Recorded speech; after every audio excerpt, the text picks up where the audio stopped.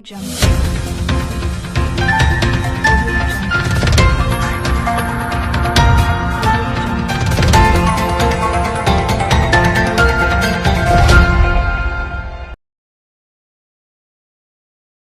News കാലാവസ്ഥാ വാർത്തയിലേക്ക് സ്വാഗതം. ഭൂമധ്യരേഖാ പ്രദേശത്തുള്ള ഇന്ത്യൻ മഹാസമുദ്രത്തിനും അതിനോട് ചേർന്നുള്ള തെക്കൻ ബംഗാൾ ഉൾക്കടലിന്റെ മധ്യഭാഗത്തിനും മുകളിലായി നിലനിന്നിരുന്ന ന്യൂനമർദ്ദം വടക്കുപടിഞ്ഞാറ് ദിശയിൽ നീങ്ങി തെക്കുപടിഞ്ഞാറൻ ബംഗാൾ ഉൾക്കടലിനും ഇന്ത്യൻ മഹാസമുദ്രത്തിനും മുകളിലായി സ്ഥിതി ചെയ്യുന്നതായി കേന്ദ്ര കാലാവസ്ഥാ നിരീക്ഷണ വിഭാഗം.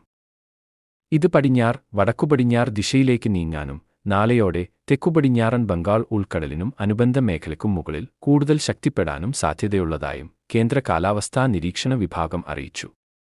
കൂടാതെ തെക്കൻ കേരള തീരത്തോട് ചേർന്നുള്ള തെക്കുകിഴക്കൻ അറബിക്കടലിൻ മുകളിൽ സമുദ്രനിരപ്പിൽ നിന്ന് 0.9 കിലോമീറ്റർ ഉയരത്തിൽ മറ്റൊരു ചക്രവാതച്ചുഴി നിലനിൽക്കുന്നുമുണ്ട്.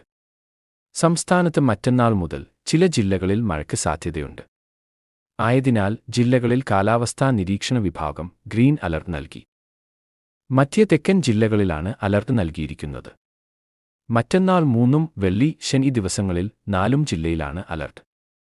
മറ്റന്നാൾ ഒറ്റപ്പെട്ട സ്ഥലങ്ങളിൽ നേരിയ മഴയ്ക്കും ശേഷം ഇടത്തരം മഴയ്ക്കുവരെയുമാണ് സാധ്യതയുള്ളത്. കാലാവസ്ഥാ വാർത്തകൾ കൃത്യമായി ലഭിക്കാൻ ചാനൽ സബ്സ്ക്രൈബ് ചെയ്യുക. നന്ദി.